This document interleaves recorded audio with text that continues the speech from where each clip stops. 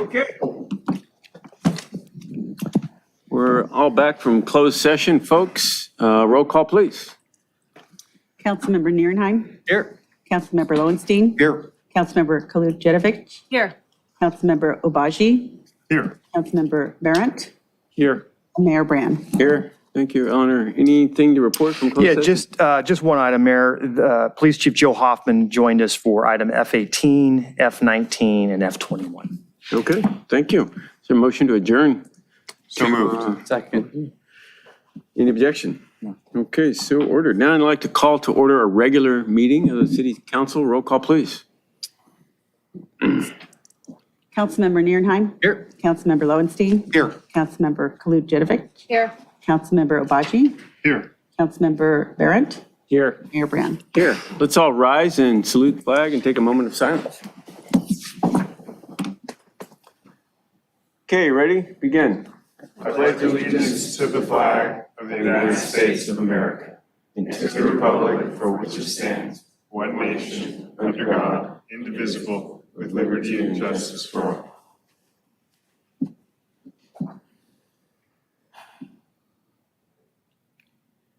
Okay, thank you. So first up is swearing in and presentation of our new commissioners. So first I'd like to thank everyone for signing up to participate in city affairs. It's not a, easy decision, I guess. Well, maybe it is, but we really appreciate it because what comes from the commissioners is extremely important to us. So take it away, Eleanor.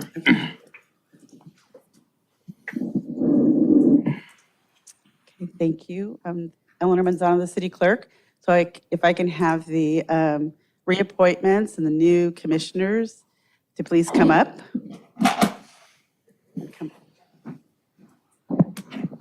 You're going to come all the way up here and you're just going to spread around here. Oh, I like this. This is Hi, great. Ron. Hello, Andrew.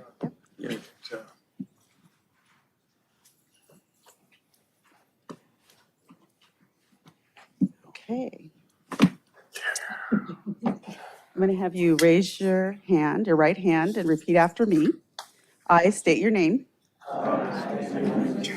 Do solemnly swear that I will support and defend the Constitution of the United States and the Constitution of the State of California against all enemies, foreign and domestic, that I will bear true faith and allegiance to the Constitution of the United States and the Constitution of the State of California, that I take this obligation freely without any mental reservation or purpose of evasion, and that I will well and faithfully discharge the duties upon which I'm about to enter. So congratulations.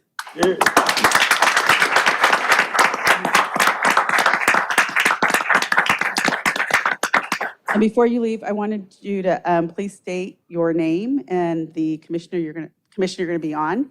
And then after you're done, if you can follow the person raising their hand, and Luke, you'll have to sign an oath. You'll sign the original, you'll keep that one, and you'll sign a copy for us. Okay? Gilles Contreras, Public Safety.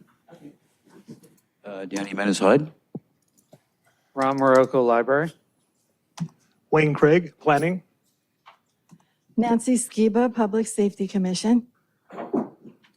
Andrew Bealey, Public Works and Conservation. Crystal Jeckman, Recreation and Parks. Jasmine Allen, Budget and Finance. Tom Bauer, Harbor Commission. Jay Chow, Public Works and Sustainability. Ryan Abelman, Harbor Commission. Masood Yousafzai, Recreation and Parks. Awesome. Thank you. Yeah, thank you. It's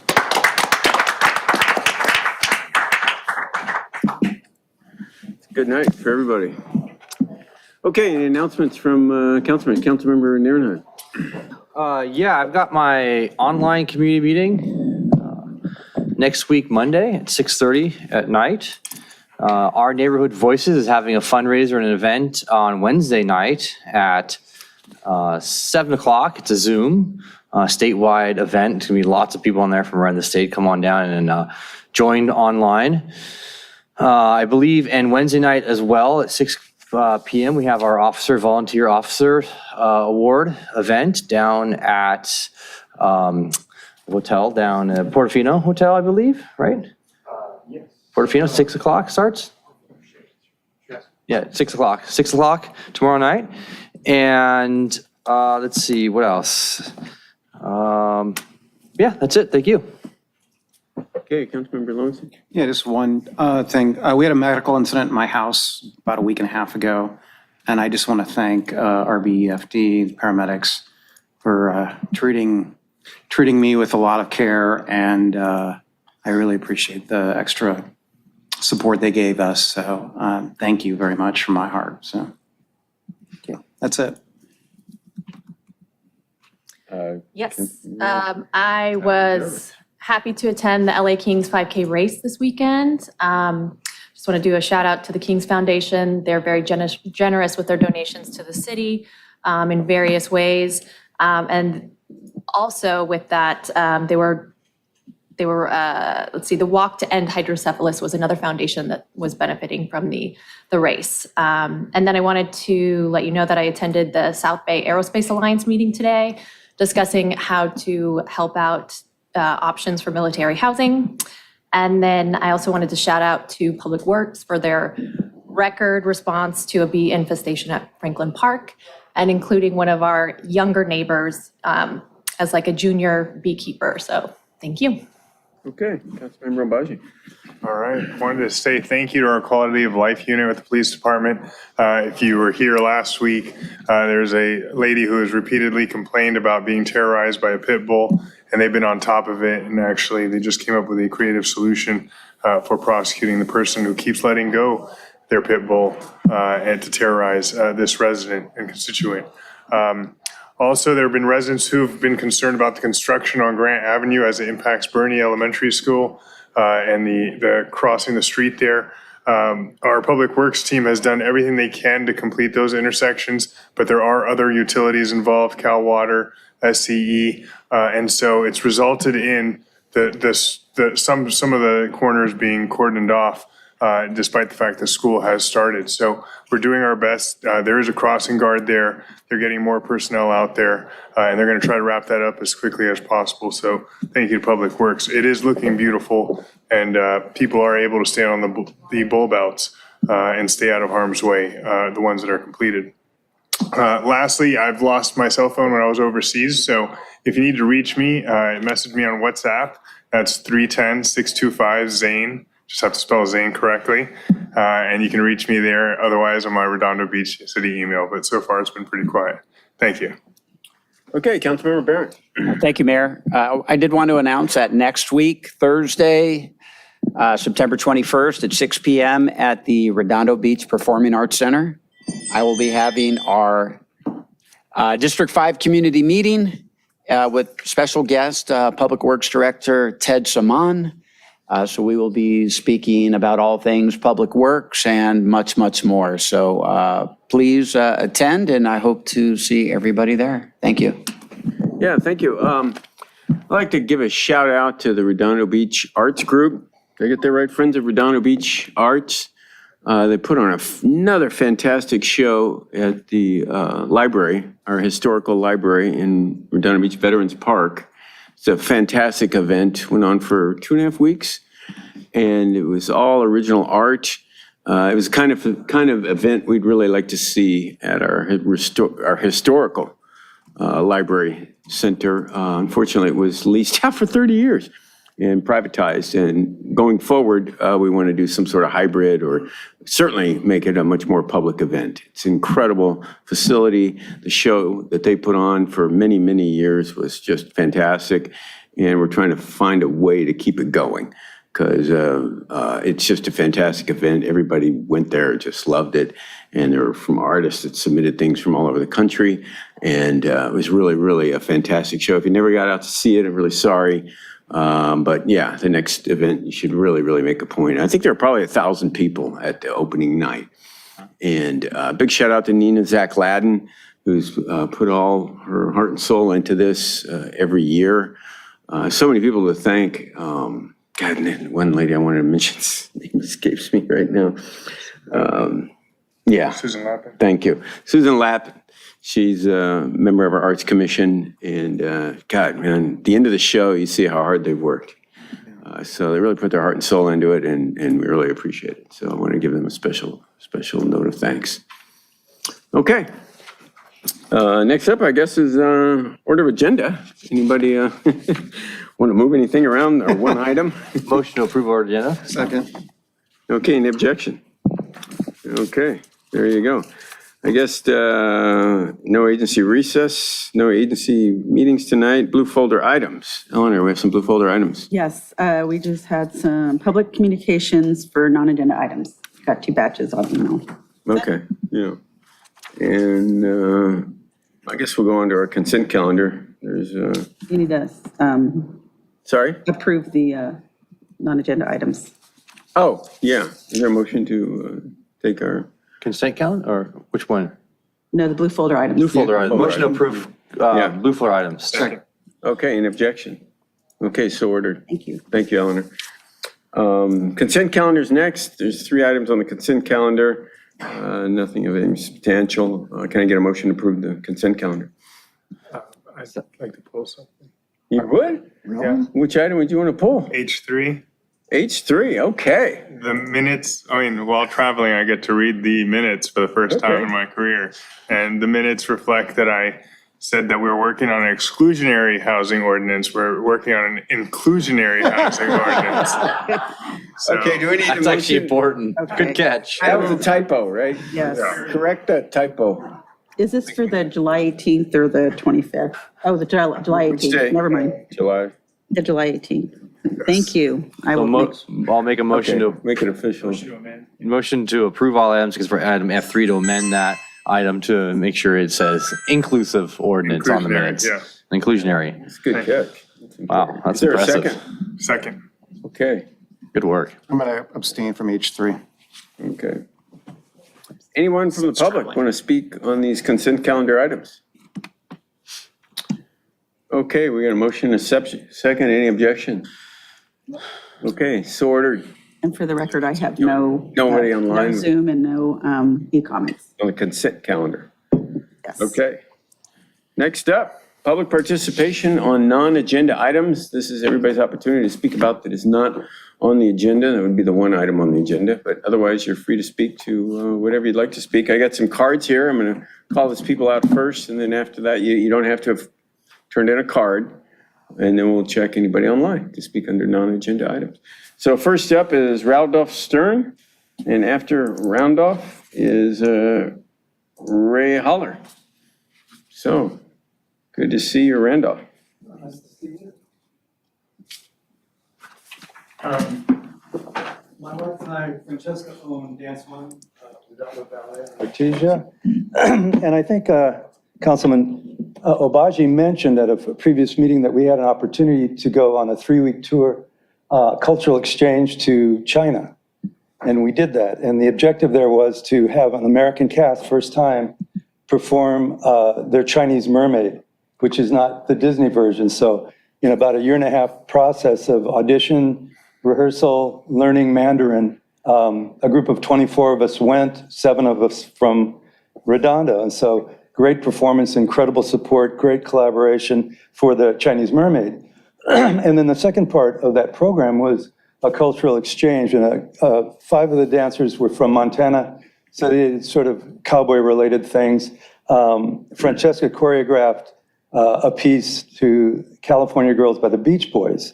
And so the facilities were incredible, and they had a beautiful LED screen behind, and we brought montages there, and we want you to see this. Nice. So this was at the Chinese Children's Theater in Beijing. Oh, wow. So everybody saw Redondo. Nice. Wow. So that's pretty cool. We have a sister city. Yeah, I know. Wish I could remember the name of it. Yeah, me too. Very long. But also, what I realized later is there's a secondary element in Beijing. The other one was away.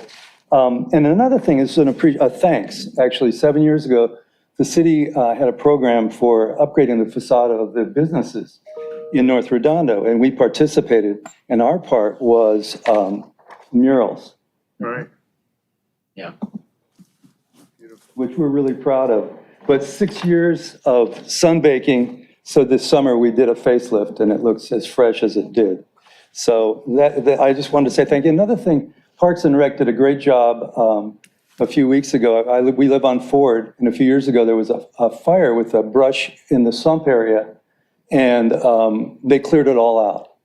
And it actually looks really nicer. So my part tonight is just thank you. We'd like you to have this. Also, yeah, and that's basically it.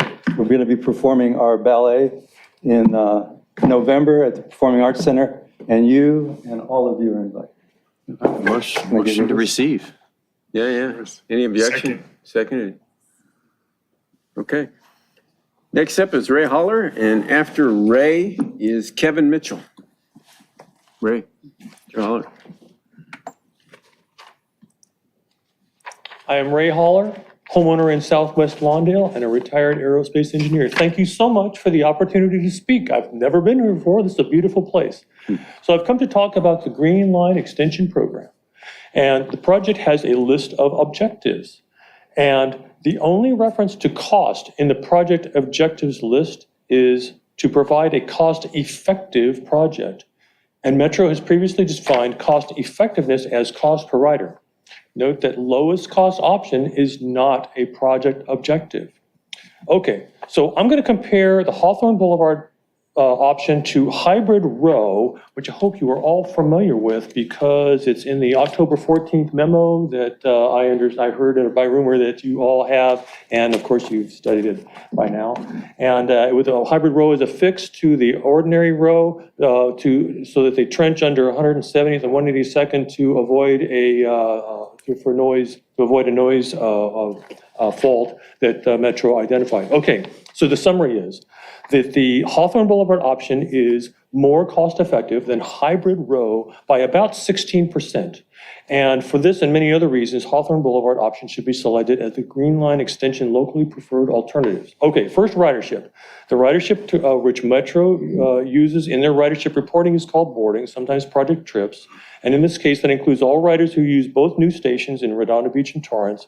And in an attachment to the draft environmental impact report, Hawthorne Boulevard project trips or boardings are forecast to be 35% higher than for Row, 35%.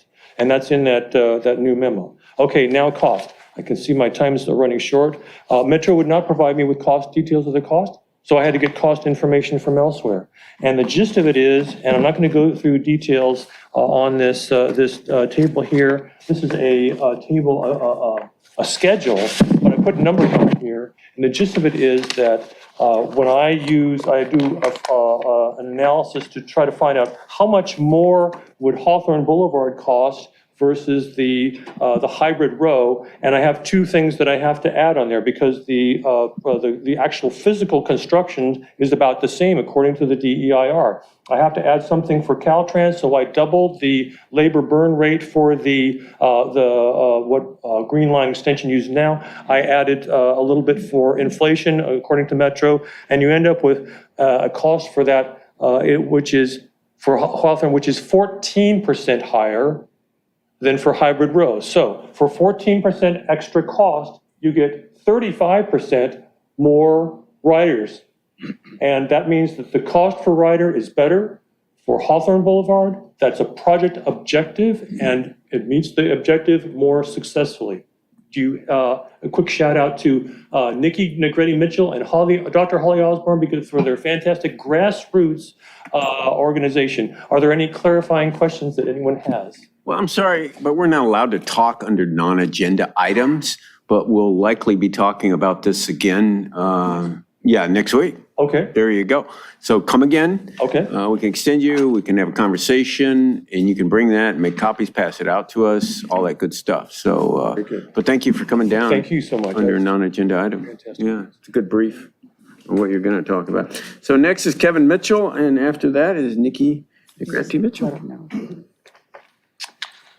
Hello, City Council. Nice to be here. Firstly, I'd like to thank everybody for sort of listening to us. You come here and you guys have really heard us, and we appreciate that. I'm going to speak about something simple that will affect actually District 5 with regards to the Hawthorne option. So, yeah, please. And Motion to receive and file. yeah. Second. So So, the Hawthorne option has, excuse me, so where the sea line will come out of the Marine Station, for the row option, it follows the row, it goes behind Westwood Builders, and then picks up at the row. For the Hawthorne option, it does something that really, they don't really explain why it does this, but it crosses right over the storage place, and then over the Chevron station, and then over two other businesses on the other side of Inglewood Avenue. And there's no explanation for this, but to link to the 405. It could easily just follow the same path as the row option, turn down Manhattan Beach Boulevard, and then swing to the freeway at that point. It's the engineering there is not crazy. Going to the COG meetings, I've learned that they will change if we come back to them, later and say, this doesn't work. You need to re-engineer this. They will change. They did it for ITC at the airport, for Inglewood, where it was going over a Vons, and they said, we can't lose this Vons. It's the only Vons in the area. So they engineered around it. So these kinds of things that they almost seem like obstacles that don't need to happen, that they put there on purpose to make it both more expensive and more painful for the communities. So I just think that maybe we need to look at that as we go here, and I wanted to make the council aware of that. So that's all I have. Thank you. yeah, as the city manager said, we'll be speaking talking about this at length next meeting. That's like a week from today. So, yeah, Thank you. you can actually respond, ask more questions. Hello, hi, Yeah, full thank you. house, I'm sorry. Nikki Negrete Mitchell. I have blue foldered stuff. District 3, right-of-way shareholder, 42-year resident of Redondo Beach, and have I mentioned I've lived in all 5 districts. I've compiled a master list of all the upcoming meetings, highlighting Metro Board committees, also included our member list for each committee and their email addresses. We have some clarity going forward of which ones to attend and where our commentary will be beneficial. I am asking all of you, please, to put it on your calendar with reminders to make a public comment to the receive and file dates of, and I'm including members of interest to us from each committee with the schedule. Wednesday, September 20th at the 1 p.m. meeting for Planning and Programming Committee. Jackie DuPont Walker has been a very important voice for us. Please pay attention to her. September 21st, Thursday at 11 a.m., the Executive Management Committee meeting. Janice Hahn and Holly Mitchell are known as 2 of the 3 primary directors on the project who oversee our area. Thursday, September 28th at the 10 a.m. Metro Board of Directors meeting. Of course, it's the full 14-member board. Again, these are receive and file, no recommendation, no voting, but our commentary is necessary for the members to take home with them and consider before the big meeting in October, where Metro will make the recommendation to the board. Note that there will be no vote at that time either. I'm told there's too many questions for one meeting. It's a big deal, and we cannot be complacent. We also cannot rely on other cities to get their act together and, let their drama distract us. we have to take care of us first. Monday, October 16th at 10 a.m. is the COG Transportation Committee, and James Butts is always present, and he's the third primary director. They will be discussing positioning and whether or not to make a recommendation to the COG board. We've made our position clear as a group to our Metro Board deputies, which is Hawthorne Boulevard elevated for the many benefits it will bring to commerce for all three cities, while at the same time, it appeases the proponents for transit to the South Bay. We've been making crystal clear all of the flaws on the right-of-way alignment, and the hybrid is being described by my board contact as Metro's last Hail Mary. While they also note it's still massively flawed and doesn't solve enough problems. In fact, it only creates more problems. The potential responder delays, it alleviates that, but causes more problems with vibration, air quality, and noise for the 8 years it would take for construction. As always, we are here and available to answer any questions. If you haven't been to our section of the right-of-way, I strongly urge you to please come out anytime. Thank you. Thank you. Yeah, got a clarification. What's the date of the October meeting again, Ms. Negrete Mitchell? October 26th, At 10 a.m.? 10 a.m. That's the big bus meeting. All right, thank you. Okay, next up is Ron Morocco, and after Mr. Morocco is Joan Irvine. I forgot to put that on there. Oh, no, I don't know. Mr. Mayor and the council and Mr. City Manager, I wanted to give you an update on what many of you may recall is me wanting to go to a commission meeting and not being able to go because it was canceled because of lack of business. And unfortunately, this led me into a rabbit hole of all sorts of issues related to meeting cancellations. So I've done some research, I've done some public records requests. I've been assured by the city manager, and I appreciate his stepping in, that the lack of business part of the meetings are not going to happen, especially when the groups announce that they're actually meeting. What was more disturbing, and I think I've mentioned it the last time, is the meeting gets canceled for lack of quorum more than a week before. And as you know, you get those little reports of people who say they can't go to the meetings.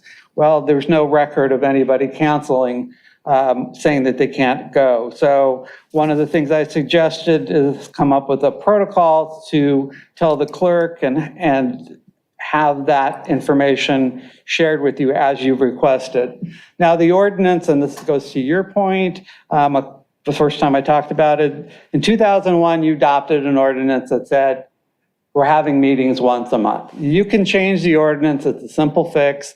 I've made some suggestions before on it. But it's still once a month. So this month, I've actually, if you go outside, you'll see a notice of cancellation. And I really do want to give kudos to the creativity of the idea, but I think in its execution, it's abusive. And that involves a department head of full knowledge of the ordinance that said once a month, put out an August agenda saying that our next meeting is in October, and then having the commission vote on it. So the September meeting's not happening, but we're going to have one in October. And this is where it does get abusive, because if you go outside and you look at the notice, and I actually have a copy for all of you, it says that the meeting was canceled for lack of quorum. Not because the staff person didn't want to have the meeting, not because the commission approved the staff recommendation of not having a meeting, but lack of quorum. That is a big problem. That is an abuse of public trust. It's lying to the public. It's creating a fraudulent public record. And it's a knowing violation of the ordinance, which you guys created. So I think it's appropriate for you guys to figure out what the appropriate remedy on it. So I'm going to pass out what is essentially the notice. Motion to receive and file. Second. Any objection? It's ordered. I'm going to pass out the notice, the agenda, and the ordinance so you can actually see what we're talking about. My recommendation is still that the city manager should sign off on all cancellations of meetings, and it still should be going through the clerk's office so that she's the one who does the actual posting of it, and then they report to the council. Thank you. Okay, thank you. Next up is Joan Irvine. And after that, that's the end of the cards, but anyone is welcome to come down and speak. You don't have to turn in a card. Okay. On a non-agenda item. Just 1 second, as of course I get up here and does my computer, aha, there it is. Okay, mayor, city council, city staff, people in the audience, and people out there. Joan Irvine, District 1. I attended the monthly District 1 meeting on Saturday. I was more than shocked when the District 1 representative dissed cannabis legalization in Redondo. Several times he mentioned the cartel when referring to the legitimate businesses that may apply for a license in Redondo. He stated that cannabis is still federally a Schedule I drug. This is true, but it is going to be changing soon. However, it is legal in California. While saying this, he was tapping the inside of his hand, saying it was similar to heroin. I mean, I couldn't believe it. He referenced a Redondo citizen who is very knowledgeable and has helped write cannabis policy in California and is well respected on both a local and a state basis as a so-called expert. He said he wasn't concerned about these businesses, only residents. Wow, I always thought the two were intertwined. One can't exist without the other. If he respected citizens and wasn't only trying to pander to the fear-mongering to set himself up to run for mayor, he would be doing what the citizens voted for, legalize cannabis businesses in Redondo. His prejudice on this topic was very apparent. There are two good things that came from the pandemic: that all meetings were being held via Zoom, so they were recorded, and that cannabis was declared an essential service in California. I therefore request that the city require that all district meetings be recorded again, so that the powers to be are aware of what our representatives are saying to the residents and what the residents are talking about, not just what's being reported back to you. Niels took money for his election campaign from the people in the cannabis industry, the people who were trying to game the system with Measure E that required property, since they had already acquired property in Redondo. The same people who try to recall Abaji and cost our city hundreds of thousands of dollars. Once again, this revealed that Niels, this was revealed about him taking the money, he refused to do the ethical thing to return the money, which Todd Lowenstein immediately, without question, did. This is very telling. Therefore, I request that Niels recluse himself from any and all future official discussions about cannabis or to be able to vote on cannabis. Also, I'm amazed at how Redondo continues to kick the can down the road on cannabis. When will the cannabis be on the next city council agenda? And I hope it doesn't take another 4 months. Please legalize cannabis in Redondo. Thank you. Okay, thank you. That's all the written requests to speak under non-agenda items. Anybody can come down and speak without having turned in the card. Well, good evening, Mayor and Council. My name is Wayne Craig. I was at the same meeting, but it sounds like I wasn't at the same meeting from what I just heard. Anyway, what I did want to talk about was at the meeting, we were talking about a campaign to stop high-speed driving in the city. Our council member passed these out. I think these are good to put on your car. Let people know, don't speed in Redondo Beach. You know, I was going down Artesia Boulevard the other day and a car passed me going probably 60 miles an hour. That's how crazy it is. Grant Avenue, talked to Councilmember Abaji on this today too. In the past, same problem. Got people speeding all over. Drive slow, drive careful. A lot of kids out there. As we get closer to the time change, people don't look very carefully. The sun's in your eye, you might drive too fast and hit some kid crossing a crosswalk. Take your time, drive slow, drive careful. And if you want to get one of these are being put out by, I believe, the Redondo Police Department. Is that correct, Councilmember Nierenheim? Get one of these, put on your car. Tell your neighbors, drive slow. Be safe. Thank you. Okay, thank you. Okay, anybody out there who didn't turn in a card that has not spoken, would like to speak under non-agenda items, come on down. I have Zoom. Is anybody on Zoom Yes. on non-agenda item?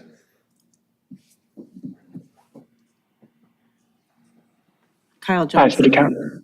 Yeah, go ahead.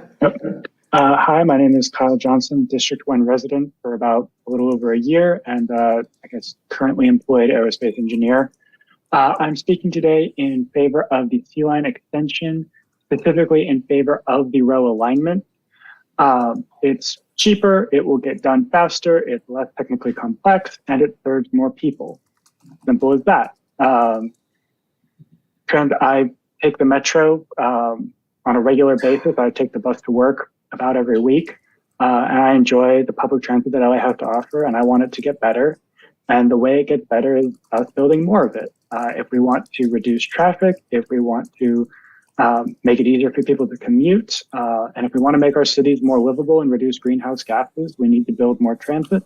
And when presented with transit options, we need to build cheaper transit and we need to build it faster. And that's what the row alignment offers, which is why I'm speaking in favor of it. I hope no matter what that the Sea Line extension gets built to make it easier for me to take Metro into downtown LA and to explore our great county and all that it has to offer. But specifically, yeah, I would like the row alignment and I would like Redondo Beach to advocate for it. Thank you. Okay, thank you. Okay, that's it for, oh, wait, one more. Brianna Egan. Hello, hi City Council. I wanted to address the council about two related items. First was the mayor's commission appointments that were unanimously approved on August 15th. Notably absent from the mayor's recommendations was Commissioner Matthew Hensley, who had requested to be reappointed to the Planning Commission. Mr. Hensley was, I think, the longest serving member of the Planning Commission and was arguably one of the most involved. He crafted a lot of detailed amendments and suggestions for most every item that came before the commission. And Mayor Brand chose not to appoint him for unknown reasons. But furthermore, after a public comment from former City Council member Matthew Kilroy, Mayor Brand stated that he's never removed anyone from a commission aside from choosing not to reappoint. But maybe he forgot because in 2021, the mayor and council changed their rules to be able to remove commissioners with the majority of vote. And after changing those rules, they voted to remove 2 commissioners from the Planning Commission who were longtime volunteers and upstanding residents. So this plays into the second item that I wanted to speak to, which is the many lawsuits involving the Builder's Remedy project at the AES power plant site. The commissioners Topero and Ung that were removed in 2021 were ostensibly targeted because they suggested that the 50-acre industrial site could be a good spot for siting low-income housing on the city's housing element, which the commission was working on. And this was a reasonable suggestion that would conform with affirmatively furthering fair housing that California HCD looks for on the housing element. So if the City Council had listened to these commissioners and zoned for some amount of housing on the AES site, maybe we could have had a compliant housing element and avoided the Builder's Remedy and the many lawsuits that are coming from it.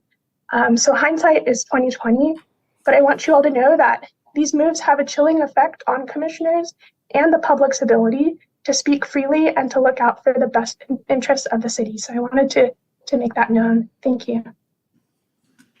Okay, thank you. Just to clarify the record, I did not remove anyone from any commission ever. I did not reappoint some people, but that's the theory of this mayor. So anyway, any more comments? And no e-comments. Anyone in the audience, again, want to speak under non-agenda item? I'm Nancy Skiba, District 4. I was also at Neil's meeting on Saturday, and I want to say it sounded like a whole lot of misinformation to me that was just spoken a few minutes ago. He spoke a lot on the subject of the cannabis, explained a lot about how they would have to obtain the properties in order to have the applications approved and what all, but there was none of this thing or whatever mysterious things that were being said there.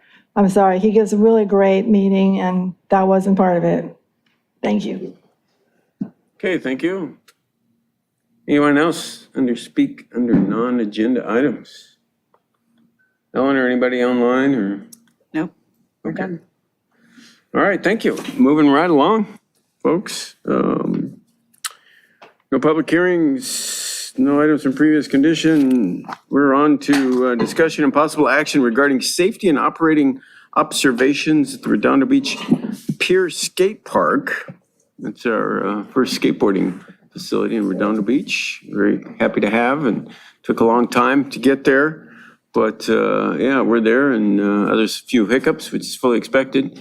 And we're on our way. So turn it over to our Police Chief, Joe Hoffman. Good evening, Mayor and Council. Joe Hoffman, Chief of Police. We're here tonight with a strategic planning item to give you an update on the skate park at the Redondo Beach Pier. Obviously, it was constructed within the past year, and there's been a pretty overwhelming response. It's been very, very popular. And although we started with a couple of challenges, it's been very, very successful, and we're happy to provide this report to you tonight. Providing the presentation is Lieutenant Corey King, who's Lieutenant in the Special Operations Division and has direct oversight of the unit that works the pier where the skate park is located at. And after the presentation, we'll be happy to answer any questions you may have. Okay, Lieutenant King. Mayor, council members. The City Council of the City of Redondo Beach requested as part of the fiscal year 2023-2024 strategic plan goals, a report detailing the safety of the Redondo Beach Pier Skate Park, as well as options and recommendations for enhancing safety regulations there. The police department received several calls for service upon the initial opening of the skate park. The immediate area also realized an uptick in violations of ordinances specific to the pier area, such as riding a skateboard on the pier.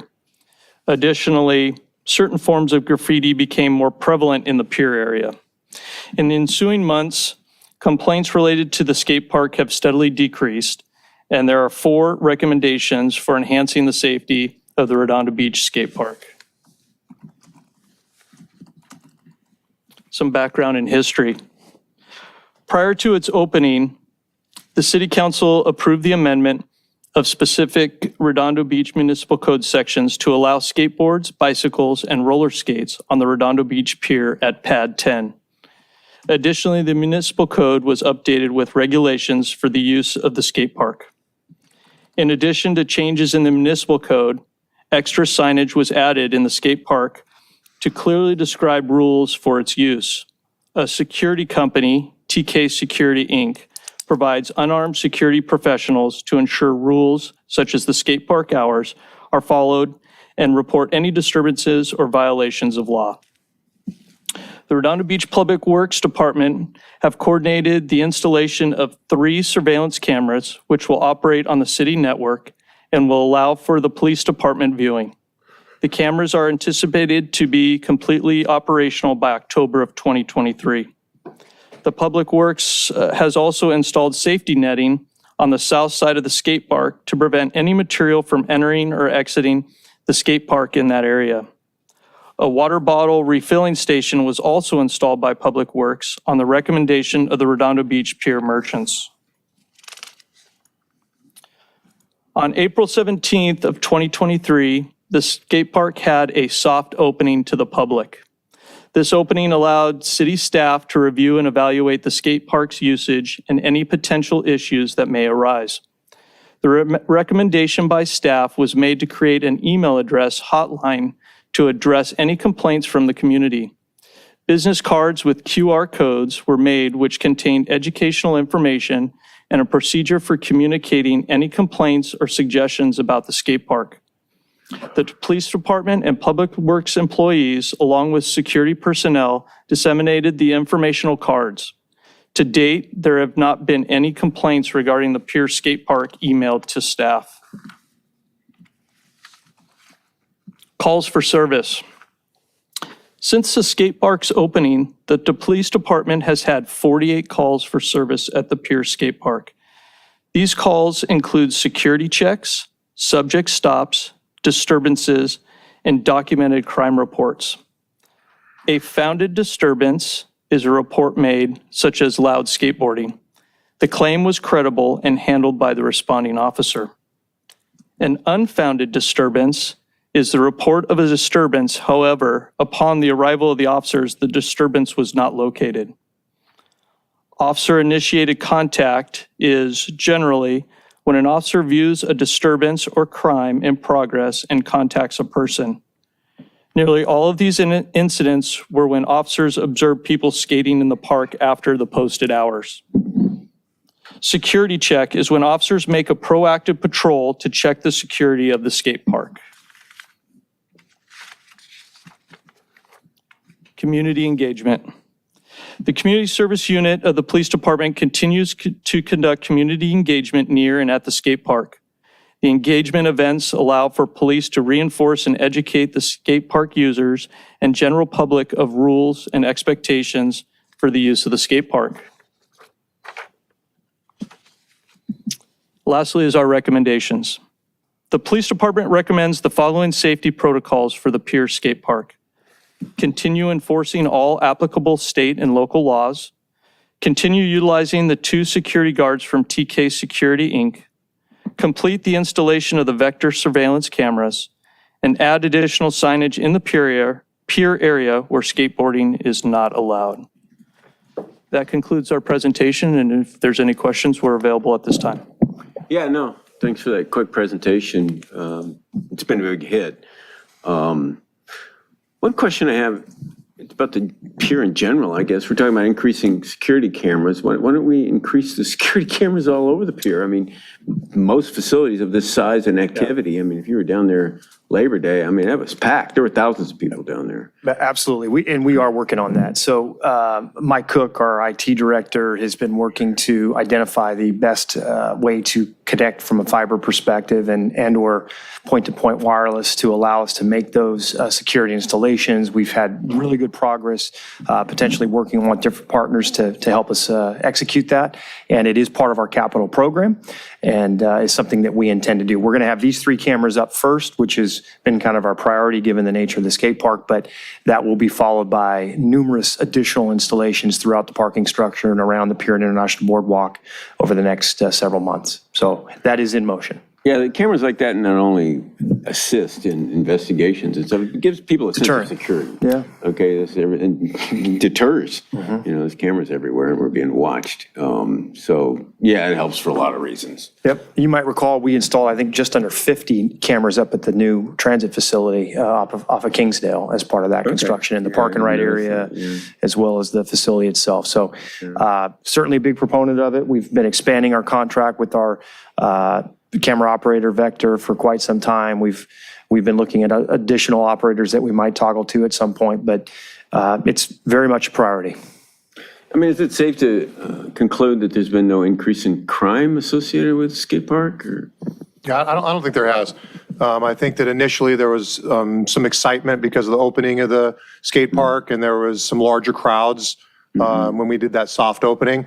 But since then, it's really been being used as an intended purpose, and the community's really been enjoying it. And I think that really that's the goal, right? The goal is for us to provide the skate park in an environment that has minimal disruption to the citizens and maximum enjoyment from those that want to use it. And I think that by employing some of these creative solutions, we're achieving that.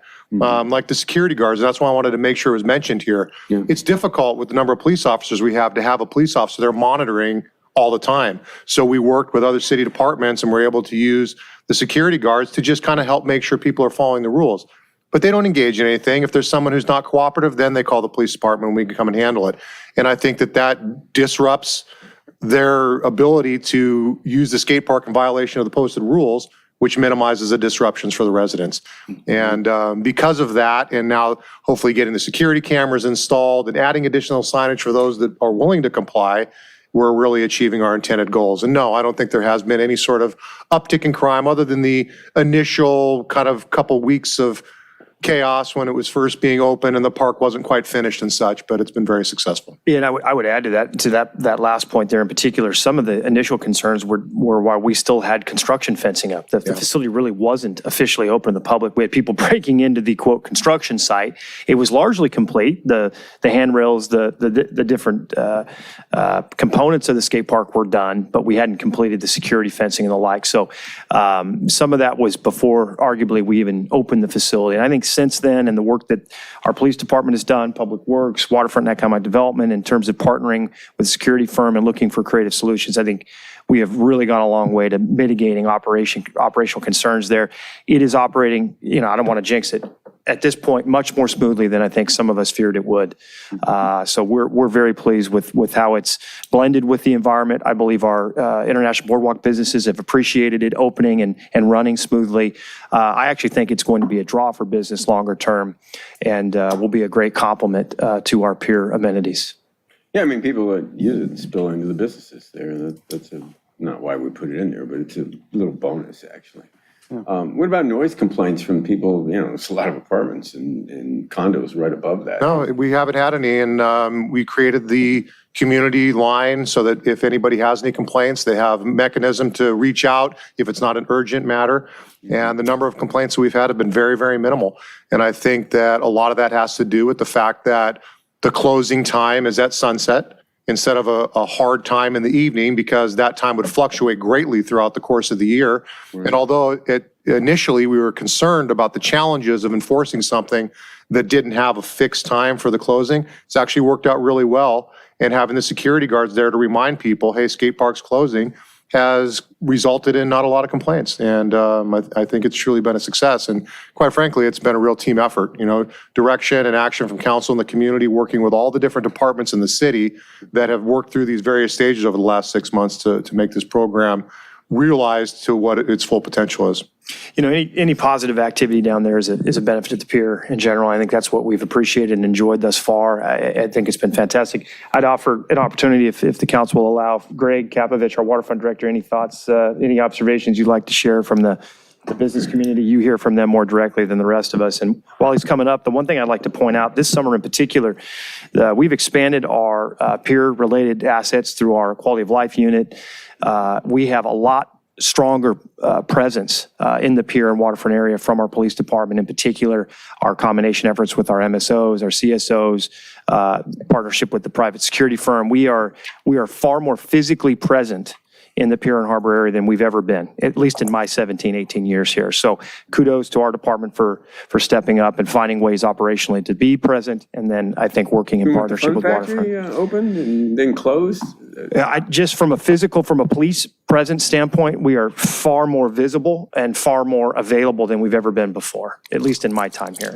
I understand the pier unit was pretty well built out in the 80s when the pier was perhaps the second most visited attraction in LA County. So I can't speak to that tenure. Joe maybe can a little bit, but at least in the last 2 decades, there's a lot more proactive policing and community engagement occurring at the pier than there ever has been before. Okay, thank you. Yeah, Greg Kapovich, Waterfront Economic Development Director.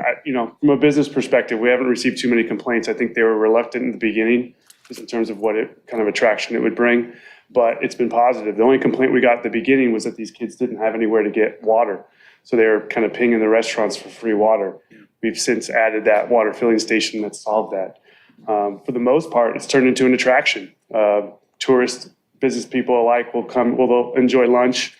They'll kind of situate themselves in the parking structure and actually watch the kids doing their thing, and they cheer them on, and it turns into a spectacle, which actually attracts more businesses. So it's been positive all the way around.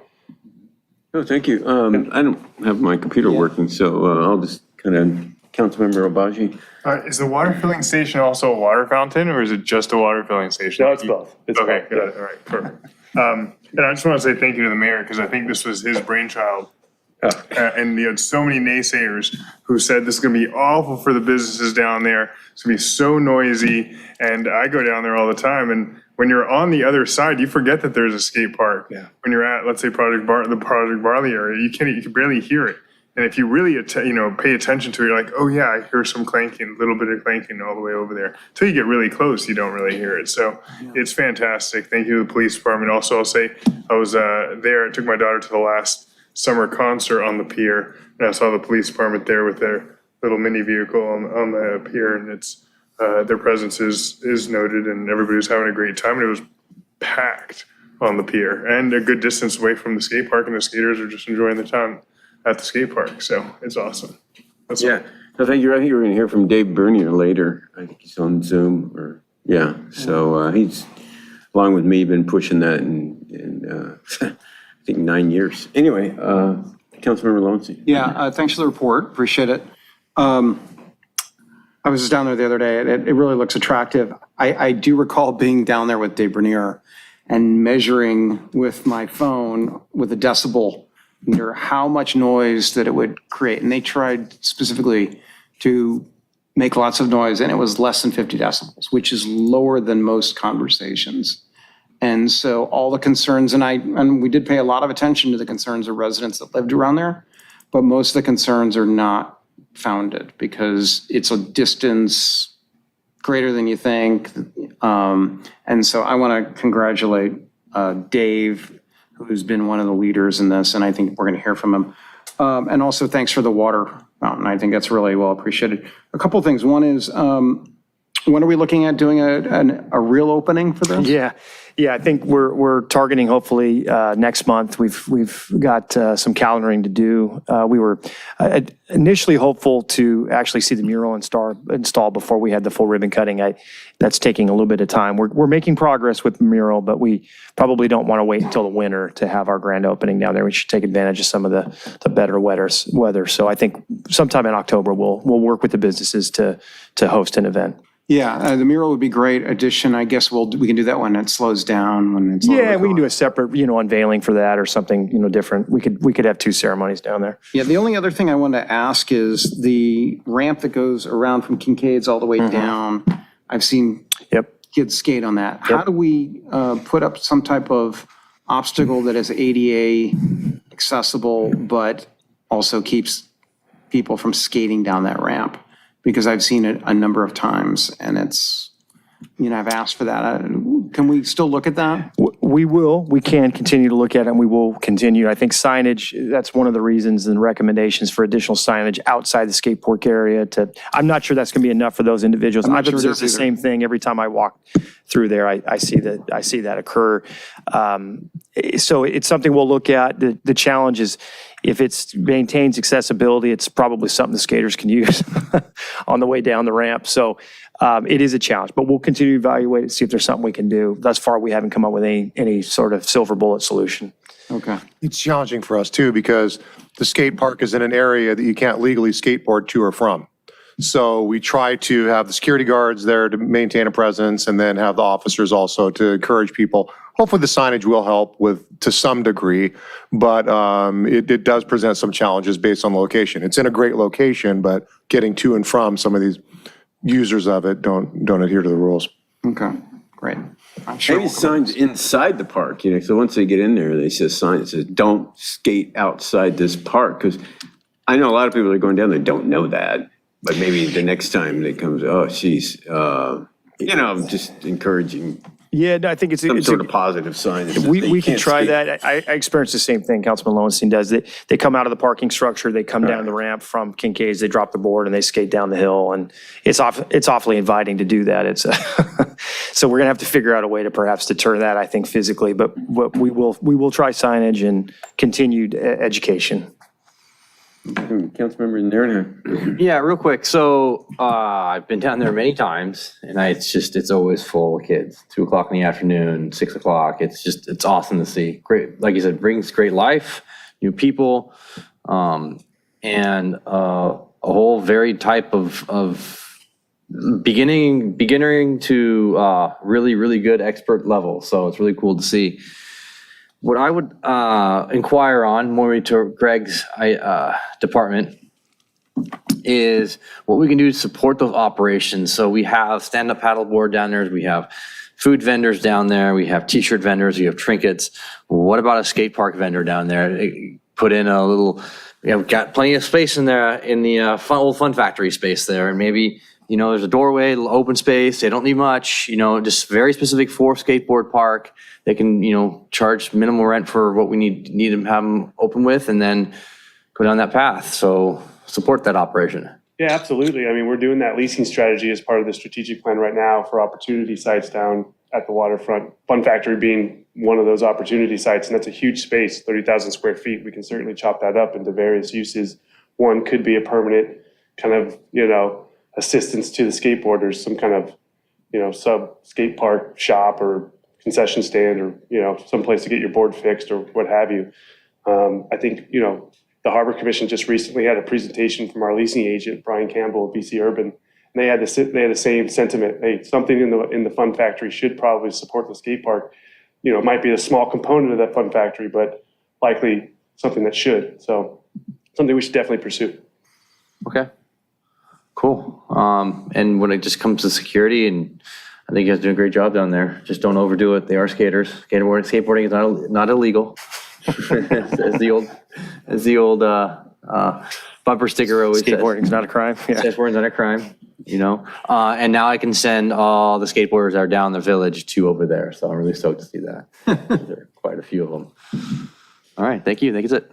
Yeah, I had skateboard vendors and salespeople come to me already about opening a spot right next to the park. I mean, what better? Yeah, we can definitely entertain that. My suggestion is to put them in touch with Greg's office or our leasing agent, Brian Campbell. It's something that Greg and I have talked about offline and something we can definitely pursue. And it's something that could be done on an interim basis while we're thinking through these longer strategic decisions. Any more comments from the council? Question? Go ahead. Yeah, maybe I missed this, but just to clarify that the 2 hired security officers, they're there during all operation hours? No, Craig might know the exact hours, but I believe it's a little bit before sunset until, hopefully you can tell us the end time.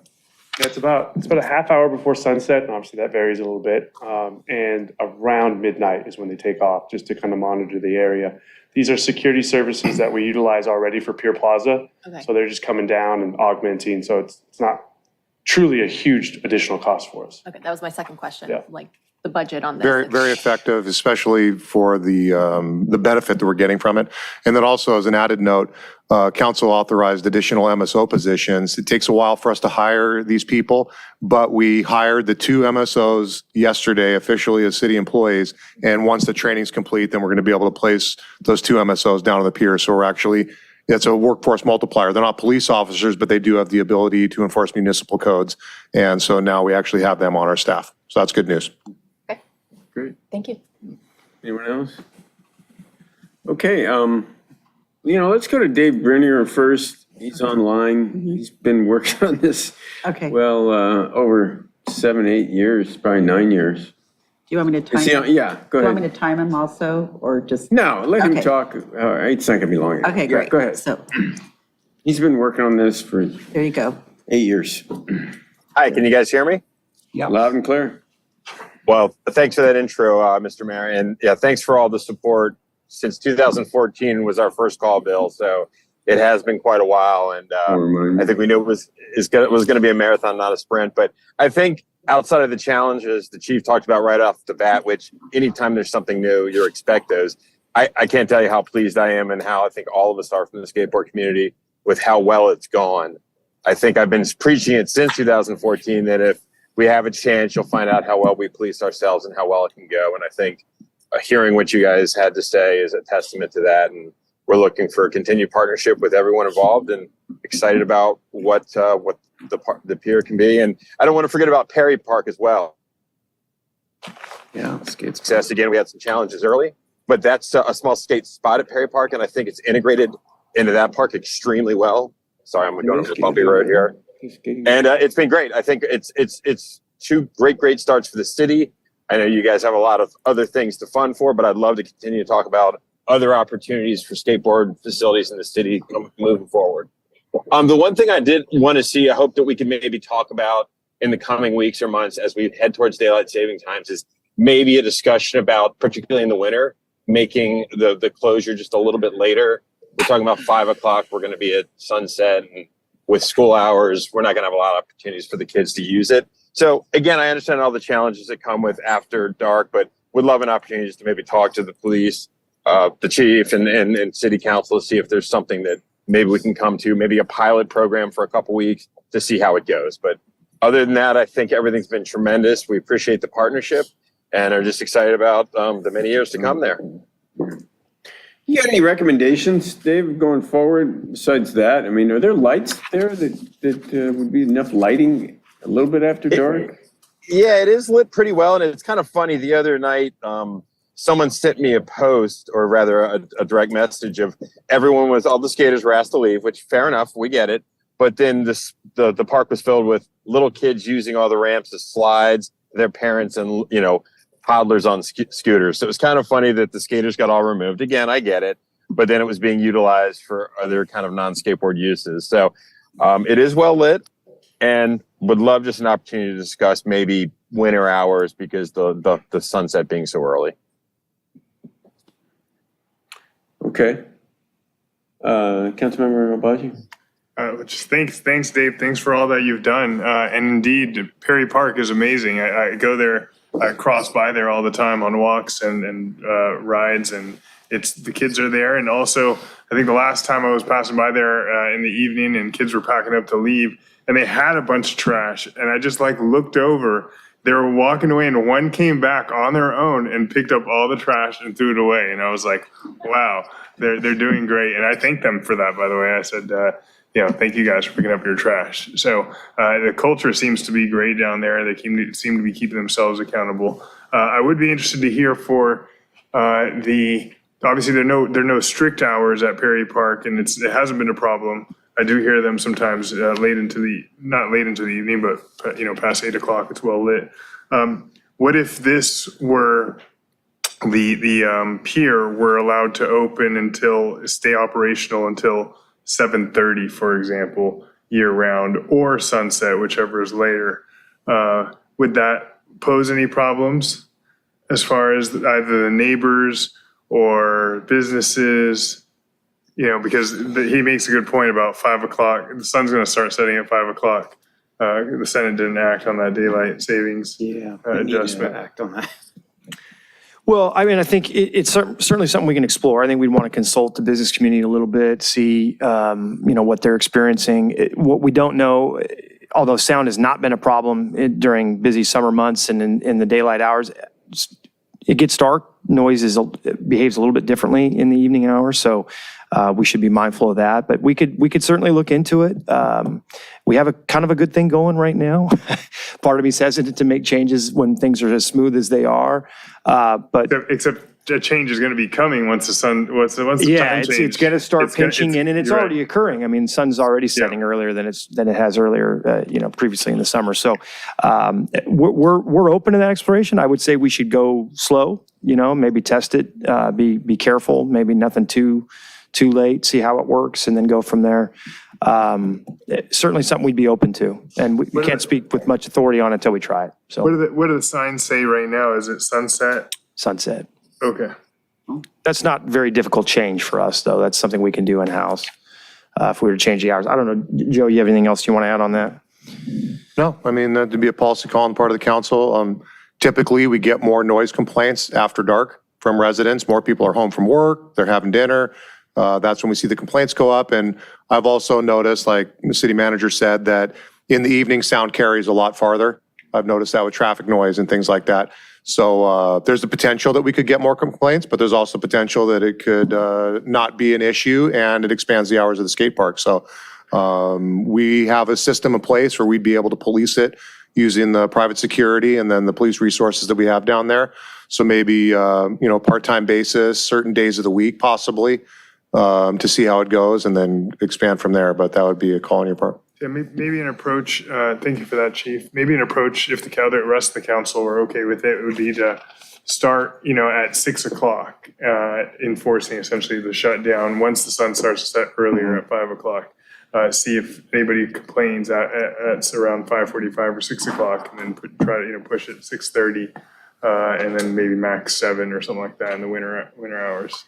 I think we need a definitive policy. Like I would maybe say 6 o'clock or a late lighter. I mean, we can't just see him kind of be, we need to be specific, like maybe it closes at 6 o'clock beginning, I don't know, October 1st or something. And then. Yeah, we can do that. We could do 6. We could even do weekend hours as an option too.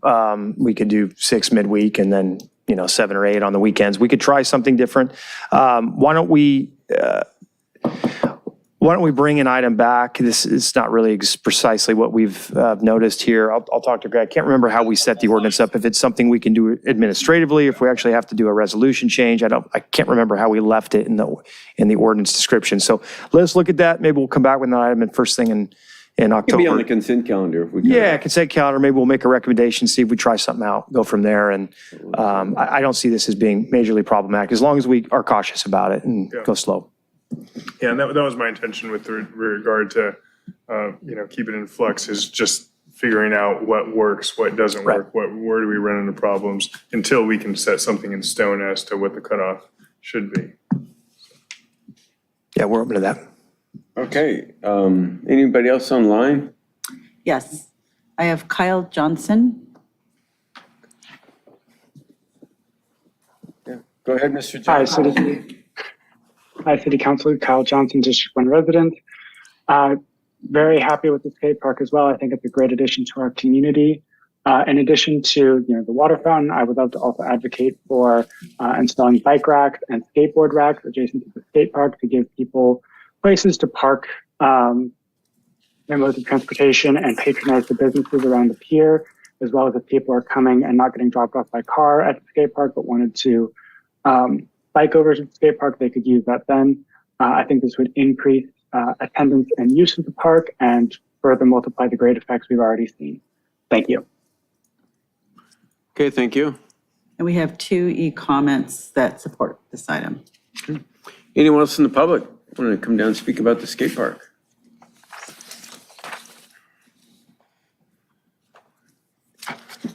Good evening, Mayor, City Council, Leslie Campeggy, Redondo Beach. I'm down at the pier frequently. I walk it 3-4 times a week, go down there and frequent some of the businesses there, and I'm not seeing an increased police presence there. Could be the different days, but I vary days and I vary hours. When it comes to the signage in the pier, it's very poor. The signage was taken down to repaint the lamppost in December of last year. They still have not been replaced. No signage that was taken down in December of last year has been replaced. If you walk the International Boardwalk, you will see a few signs, and they're maybe about this big, an oval like this. And it's got all these tiny little pictures with a line through it to say no dogs, no skateboards, no bicycles. And that's about it.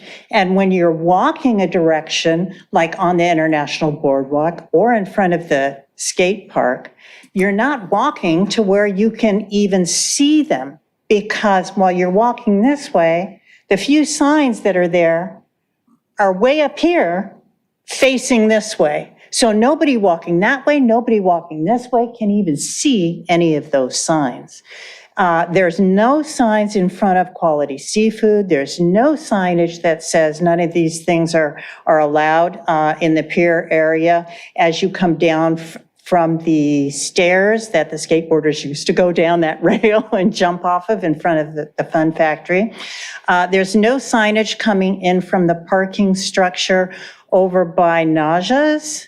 There's one facing the wrong direction. Even out on the pier, there's not one sign that says no parking, no e-bikes, there's no fishing, no casting, and there's not even a no smoking sign. So when it comes to signage, you really have to have it more prominent in areas that people can see it, God bless you, and bigger. And I don't know how you do that, but it's got to be different than it is now. I did talk to a police officer when I was down at one of the concerts at the pier, and we were talking about some of the signs, and it was interesting to note that the police officer told me that, and this was related to no dogs, because there were dogs right there, and the police officer told me that the city was going to be redoing those signs because it looks like that the city was going to allow dogs on the pier. And I said, well, no, there was a council member who suggested that come up as an agenda item, and then it's since been tabled and it's not coming back for discussion. But I was also shocked that a police officer told me, oh, well, we're not going to spend $35,000 to do new signs at the pier because we're going to be allowing dogs down at the pier. So that's just information. Thank you. Yeah, what's going on with the signage down there? Is there any plans? Yeah, I think we're slowly bringing it back. I mean, it's one of the recommendations. We need more. And I do believe that a lot of the signage has been removed with the change of the poles. I don't think we've brought all of that back. I do remember somebody bringing to Public Works' attention that the signs visually were a little bit misleading, particularly as it pertains to what is and isn't allowed on the park. Or on the pier area in the boardwalk. So I think we've been reevaluating how better to express that. So I think something Public Works is working on. I couldn't agree more. We haven't brought it all back yet, but it's something we need to do. And it's one of the recommendations that we've taken away here tonight. Yeah, I mean, I go to a lot of other areas and have much better signage than we have here. I mean, our signage basically doesn't exist. And to her point, there has been here that, oh yeah, we're working on that. Oh yeah, it's coming. Oh yeah, we're going to direct, and yeah, we're going to, but like, maybe it needs to be a budget item. Maybe, I mean, it's not a small item to do proper signage down there. Yeah, I mean, if we do really exciting signage, I mean, we have a budget item to do directory signage. We have some budget items to do maybe some blade signs on the boardwalk. That is a capital item that we're working on. But this is more, I think, not necessarily wayfinding signage. This is more regulatory signage that we have to address. And I do think it is something that we're working on. It's not something that needs budget action. It just needs a little more attention and execution. And remember, attractive signing, not just useful, attractive signing really upgrades areas like this. Absolutely. And we're always cautious of sign blight. Sometimes signs become so ubiquitous, people stop paying attention to them. And that's a problem too. And we are going through the process of adjusting our walk, bike, and bike path signage based on council's last direction. That's in execution now. So I think we're trying to harmonize most of that. We just haven't completed it yet. So I'll be talking to Public Works about where we're at from a status perspective. It's clearly something we identified as a follow-up item as part of this. I mean, it just seems like a bigger issue than we've taken seriously in the past, where, like we did a signage program, but we ended up with new King Harbor signs, one's on Catalina, in some other areas. I think you know what I'm talking about. Yep. We did it in parks too. We had a whole wayfinding program. We had a regulatory signage program. We're using the Lexan signs as opposed to the traditional metal back. We've done it both ways. We hired somebody to design. We did a full design program. Yeah. So the coolest sign down there is one pointing in all the different directions of the world. Everybody loves those. But yeah, I mean, I hate to call this signage program, but it might be time for that, or looking in the future when we do more upgrades. Yeah. And I think, we want to start with the directory signage that's currently in the capital program. We want to get I think the blade signs executed. We're looking for a uniform look, at least along the International Boardwalk. So there are some things we're trying to focus on, maybe in a micro level, and then we'll want to build from there. So. And the size too. What Ms. Campeggi said is spot on, and I raised this about 4 months ago because I have the picture right here in my Slack channel, and sorry I can't share it. But we have 6 items that are displayed on this sign that are prohibited: drinking, dogs, bikes, skateboarding, fishing, and skating, rollerblading. We don't need to send all those messages. Like, I don't see fishing off of the International Boardwalk to be a problem. The only thing you're going to catch is Nemo or Dory. What's that? Garibaldi. Yeah. And then, so I think we need to have at some point a policy discussion on what needs to be on these signs. I think the main thing that we're concerned about is probably dogs and drinking. But dogs and, and maybe riding bikes if you're not supposed to down there. But on that subject, and I realize you're doing a lot, so that's probably why we haven't gotten it and so on and so forth. Although I just got an invitation from one of the sign shop guys to come down and check it out. So maybe while I'm there, we can talk about how quickly they can put these signs together. There is one thing to know. If we're whenever we enforce any of our ordinances, if it's not properly signed, we have no ability to enforce. So we have an obligation under the law to provide certain notification as it pertains to code sections and what is our regulatory action. So we have a prerequisite requirement to do that on a proper basis at all points of entry and exit.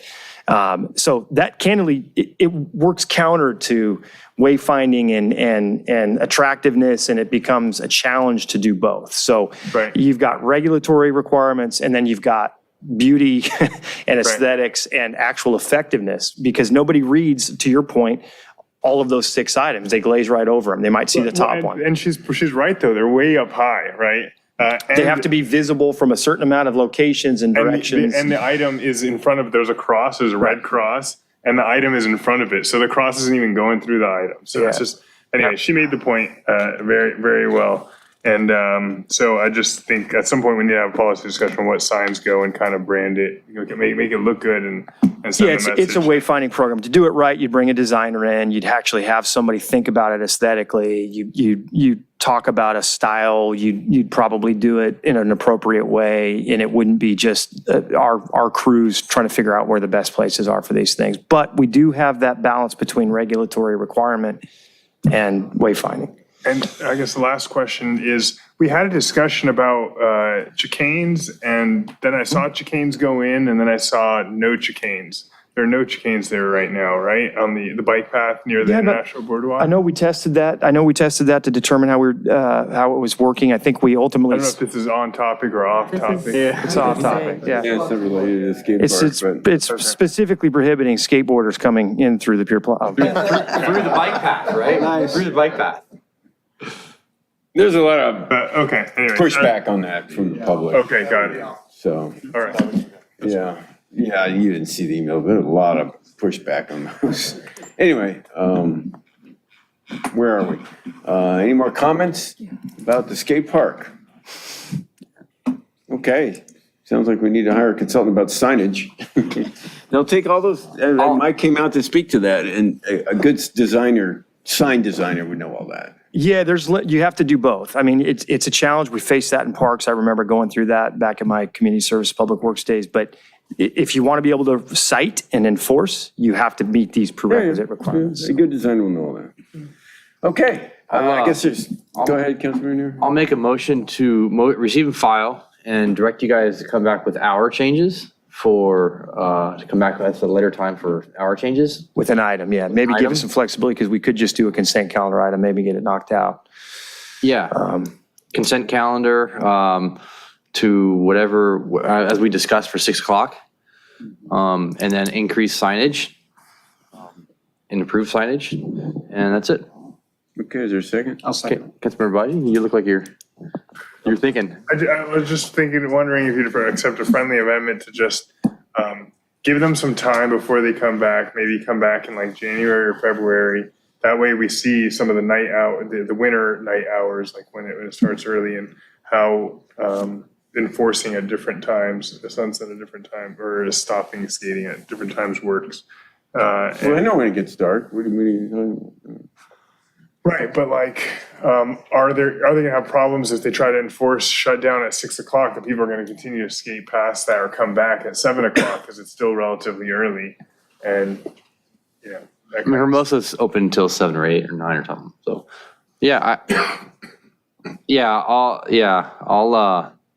Well, why don't you give us a little flexibility? We'll think about a meaningful way to make a change and give us a little bit more time in the evening hours during the winter, and we'll make a recommendation via consent calendar based on our professional, judgment. And if it's something that everyone's comfortable with, it'll pass through. If not, pull it. We can talk about it. Yeah, I'll amend the motion to not include 6 o'clock, but just as per staff recommendations for what you need, and come back in January, beginning of January.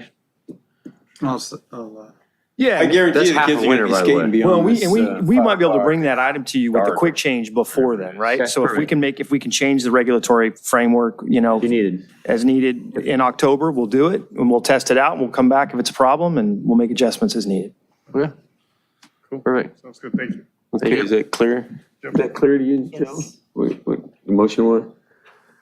About that, because Yeah, no problem. I mean, I'll work with Greg as far as the actual ordinance. Greg put most of that together, but we'll definitely step in from police standpoint and offer any recommendations about the hours that are proposed or anything like that, and I'll be available when it is presented to council. Thank you. motion and a second. I'll do a roll call vote. Councilmember Narenheim. Aye. Councilmember Lowenstein. Aye. Councilmember Kalujevic. Aye. Councilmember Aye. And Councilmember Barron. Aye. There you go. All right. Next on the agenda, I think the city manager. Yeah, just a reminder, a little early reminder, Beach Ranch is coming soon. We are less than a week and a half away, a week from Friday. It will be firing up. You might already see some of the installation occurring on the perimeter of the space. So the fencing and some of the activity down there is related to that, if that wasn't already obvious to folks. But it will be here soon. We're less than 10 days away. So fair warning. Wow. Are we less than 10? Yeah. 10 days. Yeah, a week from Friday. Yeah. Over there. 10 days. Oh, yeah, okay. Okay, Mayor and council items. Councilmember Nierenheim, you got any items? I do not. Thank you, sir. Councilmember Lowenstein. I do, but I want to burn through them quickly, so you ready? Yes, I think. I'd like us to look at bringing back an executive summary of the budget so that we know exactly what was in it, because we passed it in June, and a lot of people don't even know what's in Well, it. I'll tell you what, rather than bring an item back, why don't I just circulate the final budget motion, which we've codified through letter and is now online in the adopted budget. Well, definitely have that. I have that, but I think people don't know what's in there, so that's the problem. So, I don't know what. Well, I would argue that, we do the strategic planning that way and it goes to all the commissions. I mean, budget, pretty big, important stuff. Well, what are we trying to accomplish? I mean, we can certainly review what your final motion was and we could talk about it, but we don't want to open up the budget for discussion. No, not even talking about that. We don't have time for that. Producing a document Okay, I'll tell you what. We'll leave it up to you how it looks. I think that's fine, as long as it's legible and Well, people can read it. let me circulate for you the letter that we prepare that codifies your motion, so you all have that. And then maybe if that isn't self-explanatory enough, then maybe I can do a run through at a future meeting so everyone understands what's in there. But let me circulate that to you all directly so you have it. It's online for those who want to see it now in the adopted budget section. And then, you tell me if we need more illustration at a meeting level. How about that? I think that's fine. The next thing is, I would like to try something a little bit different. Have every council member pick one item that they back from the budget for completion by the end of this fiscal year. So, for example, for me, Wilderness Park was funded in terms of design from a couple years ago. I would like us to have some type of priority so that everybody gets something accomplished. We do, I think, have a strategic plan item talking about capital prioritization, capital budget prioritization. If it's capital budget, if it's not a capital budget item, right? Well, most of that information, I think, flows through the capital budget. Now, that was one of the changes we made this year with the CIP is we put a lot of your one-off, one-item, line item budget motion actions into the CIP. So now our CIP's grown from 130 projects to something closer to 145. But we can provide that conversation. You can give direction on what you see as priority as individuals. Yeah, every person gets a shot at something that's a priority to get completed. Yeah. And that's really the point, because things get funded, then they don't. Yeah, and out of fairness, some of those items that get funded, right? As I've always said, I can't get you 140 projects in a single fiscal year. It's an impossibility. And some items take more fiscal years than others to develop and execute. But there are, to your point, some items that have been funded in prior CIPs that are underway and could theoretically be executed within the fiscal year. And some of it is reality check. Right. So I don't know how people feel about it, but I think it would be an interesting Well, thing. Councilmember Lowenstein and I had this discussion earlier today.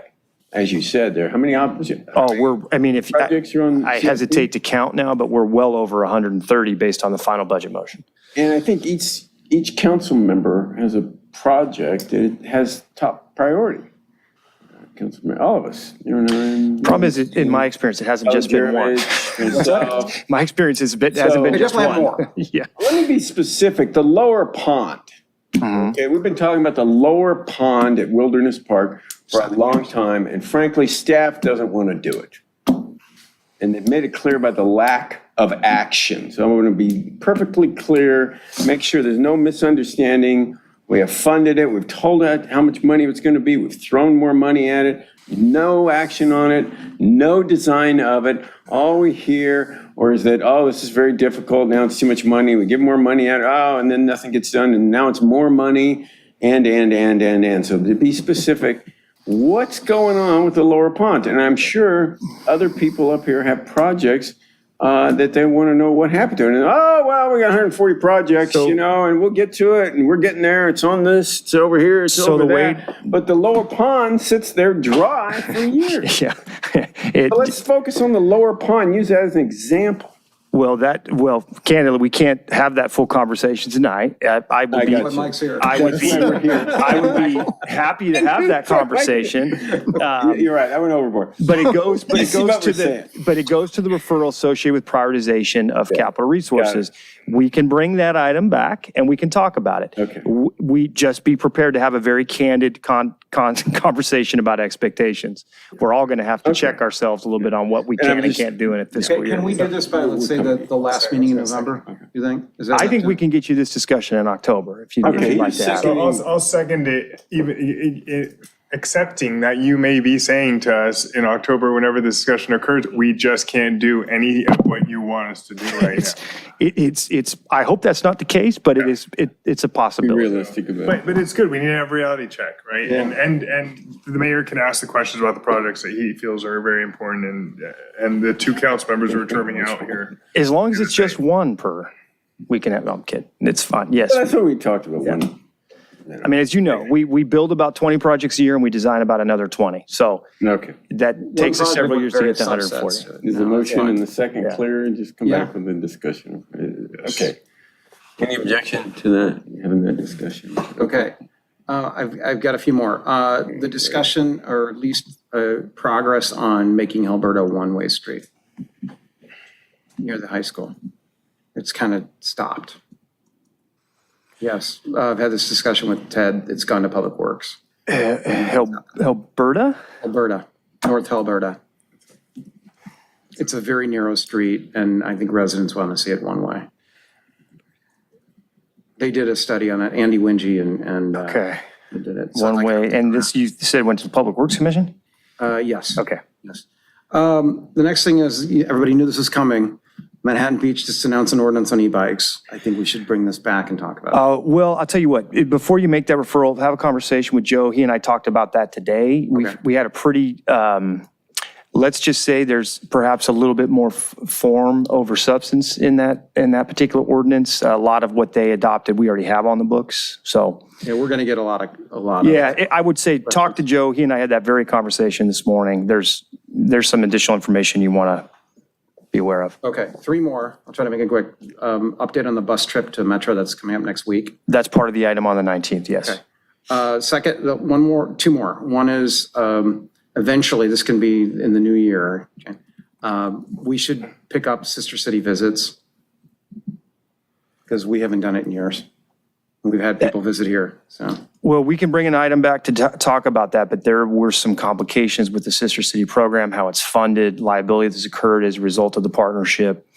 There's a long history that predates me, but it isn't as easy as. Is this, let's go, right? Yeah. Okay.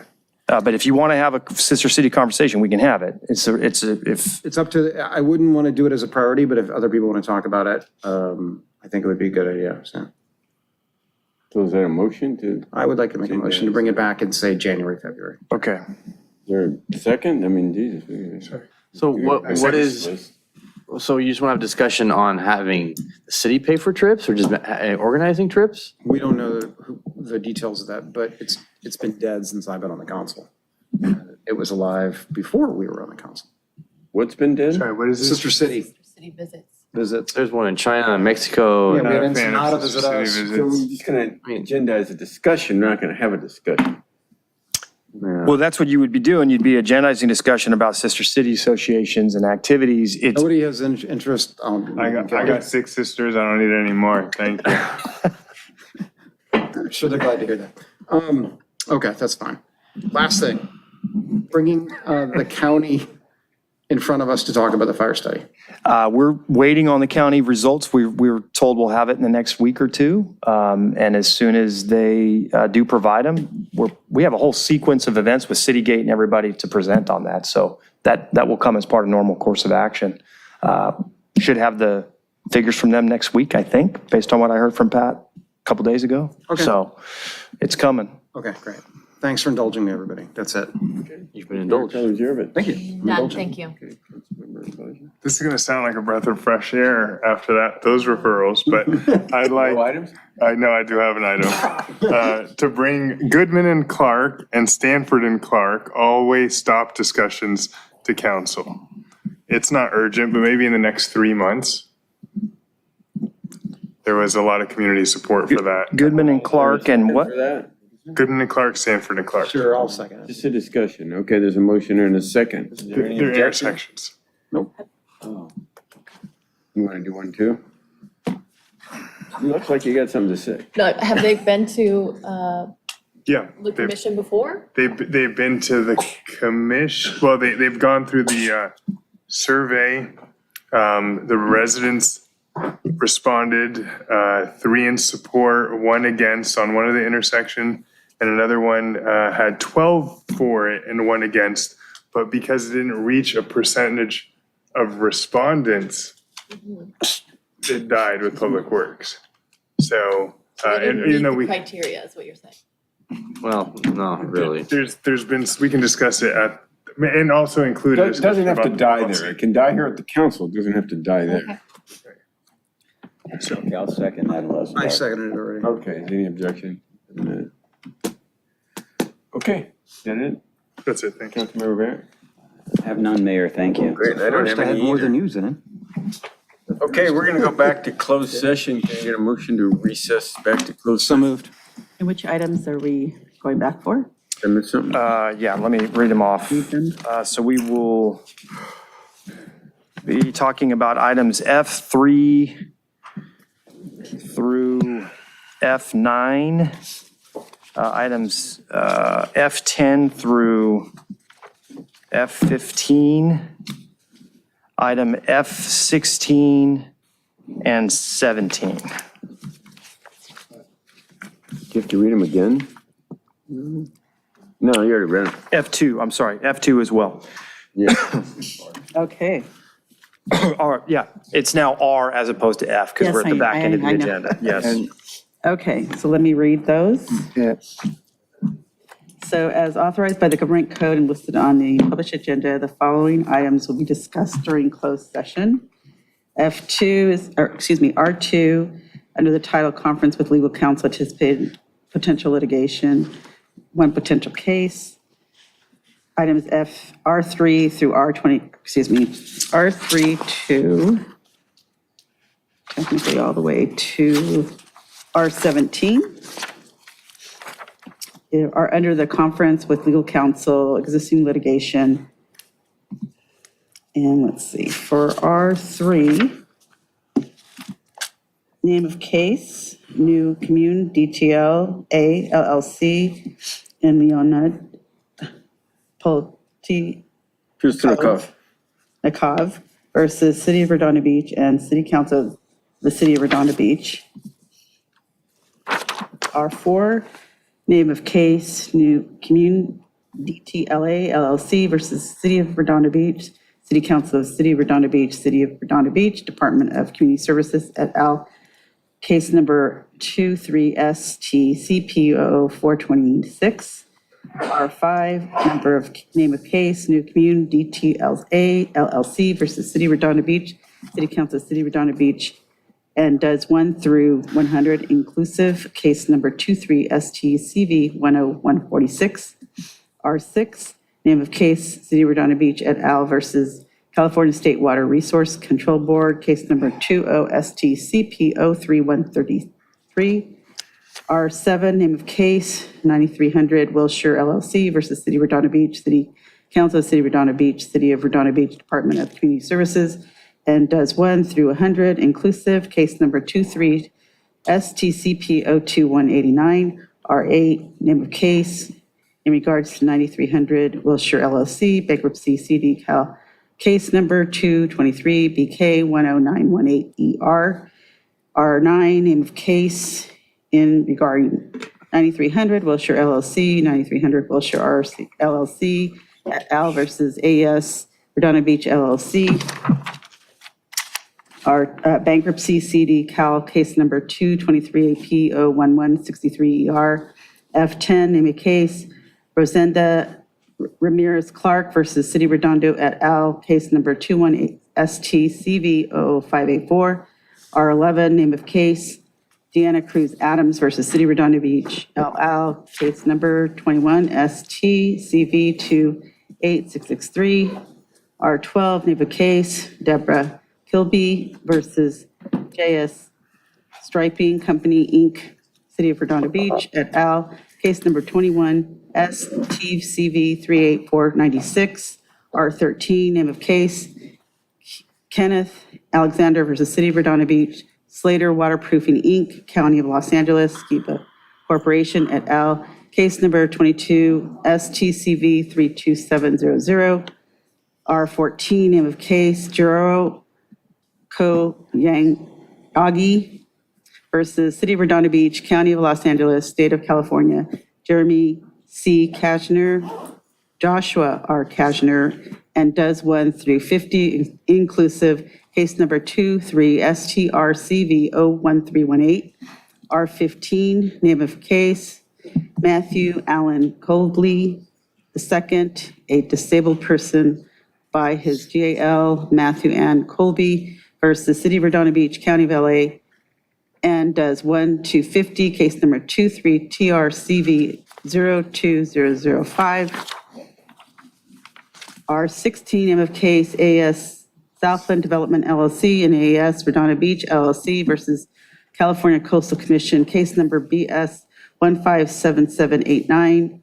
R17, name of case, Orange County Council of Governments versus Gustavo Velasquez al. Southern California Association of Governments, Real Party and Interest, second appellant, district case number B317856, Los Angeles Superior Court number 21STCP 01970. R18, initials IA, a minor by the, and through his guardian, aid Litton, Will, Nika, Renee Pollard, individually, and as successor in interest to Sergio Richard Acosta Jr., deceased versus City of Redondo Beach et al., case number 220CV06447, DTP JPRX. Then R19, name of case, Johnny Diaz versus Redondo Beach Police Department et al., case number 23STCV09499. And that concludes our closed session. Okay, present will be Mike. The only additional individual that I would add is the items associated with R3 through R9 will also be inclusive of Sean Scully, our acting community development director. So Sean will be in there for those. I've already listed the individuals for the other items that are carrying over. Okay.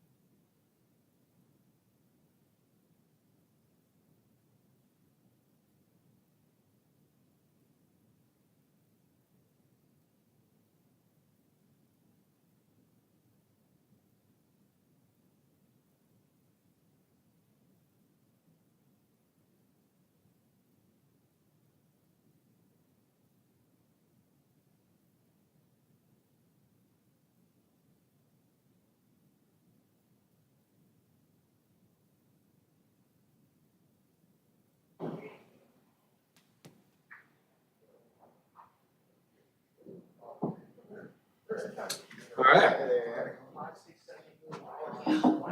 Oh, the wine auction is like, Yeah, I mean, it's an ordeal. talk about keeping up with the Joneses. I've been to the wine auction. I'll bet you have. I have, twice, Like actually. screaming eagles everywhere. Give them $50. I gave them, Flights of wine. I gave them Yeah. I mean, it's nothing. It's a real thing, actually, what they donate. Yes. Okay, Oh. Doug, we good? I can't get the mouse over to this computer. No, I don't know. We don't usually reopen. We have mice issues now in City Hall. We have mice issues in City Hall. Yeah, he's a mouse issue. There are rat traps outside that door over there. Yeah. But I didn't mean. the issues well, are, I meant- the mouse issues are modest.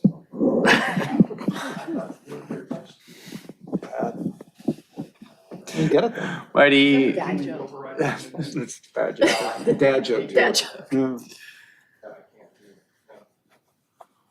Like, we don't have to fire back up. We can just note the time.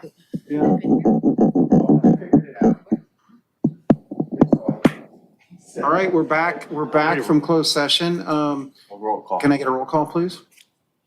Councilmember Narenheim. Here. Councilmember Kaler-Jorovich. Here. Councilmember Rabaji. Here. Councilmember Barrett. Here. I'm here as well, too. Do we have anything to report from closed session? No additional items to report. Motion to recess? Motion to adjourn. To adjourn to the September 29th. I don't know if we want to talk about Joe September Eskenazi. No. September 19th. Did I say 29th? Sorry, 19th. Should we adjourn? We'll talk about it for later, for Joe Eskenazi. We'll do it. Yeah, we'll add adjournments for. Okay, anybody opposed to adjourning to the 19th? Okay, we're closed. Thank you. Thank you. We should do that in memory of, Joe Eskenazi. Yeah. Yeah, and we just have that. Thank you. Good night. Night.